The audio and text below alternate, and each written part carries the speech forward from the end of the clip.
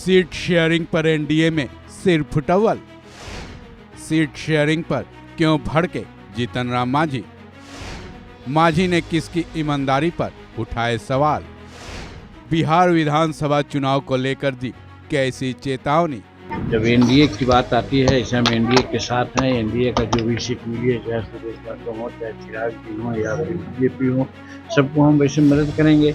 लेकिन इन लोगों को भी चाहिए था, ईमानदारी का तकाजा यही था कि जब उन लोगों को सीट मिला है तो हिंदुस्तानी अवाम मोर्चा से उधर को मिलना चाहिए था। वहाँ हमने कहा था कि 10 सीट हम लेंगे, 10 सीट पर हम लड़ेंगे, लेकिन उसके बाद लगता है कोई बात आगे नहीं हुई। बीजेपी तो काफ़ी सीट से वहाँ लड़ रही है, 68 सीट या 65 सीट पर है।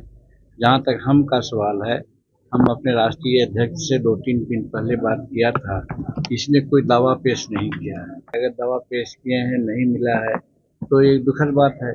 हमको वहाँ सीट कम से कम 3 सीट मिलना चाहिए था। 3 सीट पर हम जीत सकते थे। और जब एनडीए की बात आती है, इसे हम एनडीए के साथ हैं। एनडीए का जो भी सीट मिली है, चाहे सुरेश बाटो हो, चाहे चिराग जी हो या फिर बीजेपी हो, सबको हम वैसे मदद करेंगे। लेकिन इन लोगों को भी चाहिए था, ईमानदारी का तकाजा यही था कि जब उन लोगों को भी सीट मिला है तो हिंदुस्तानी अवाम मोर्चा से उधर को मिलना चाहिए था। यदि हिंदुस्तानी अवाम मोर्चा शुगर के राष्ट्रीय अध्यक्ष और लोगों ने मांग की होगी तो वैसे पहले हम गए थे कोई बात करने, भाषण देने, तो वहाँ हमने कहा था कि 10 सीट हम लेंगे, 10 सीट पर हम लड़ेंगे, लेकिन उसके बाद लगता है कोई बात आगे नहीं हुई और उसके चलते ही लगता है कि कोई नई बात बनी।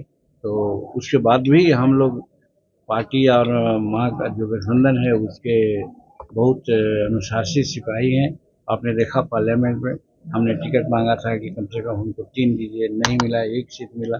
हम लोग कहीं कुछ नहीं बोलने गए, हम चुनाव लड़े। चुनाव लड़ने के बाद आपने देखा किस प्रकार से मंत्रालय दिया, हमको मंत्री पद पे हैं। उसी प्रकार से मान लीजिए कि अगर वहाँ कोई सीट न मिली है तो हम लोग देखेंगे 2025 का जो चुनाव बिहार में हो रहा है, वहाँ पर हम लोग सफिशिएंट सीट मांगेंगे।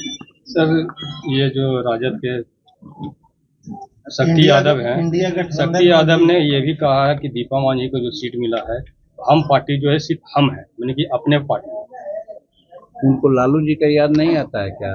उनको मुलायम सिंह यादव का याद बात आती है कि नहीं?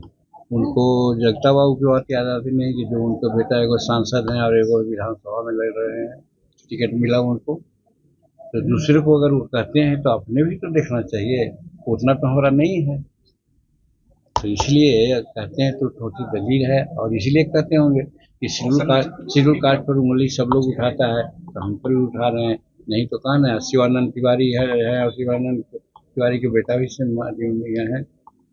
तो कौन नहीं है? किसके बेटा, किसके पुत्र, किसके बेटी नहीं है? तो पहले कहें, अगर किसी का न रहता तब एक बात, हमारे पास कोई नई बात नहीं। और जहाँ तक दीपा का सवाल है, दीपा आज से है, वो जिला परिषद की सदस्य रही है।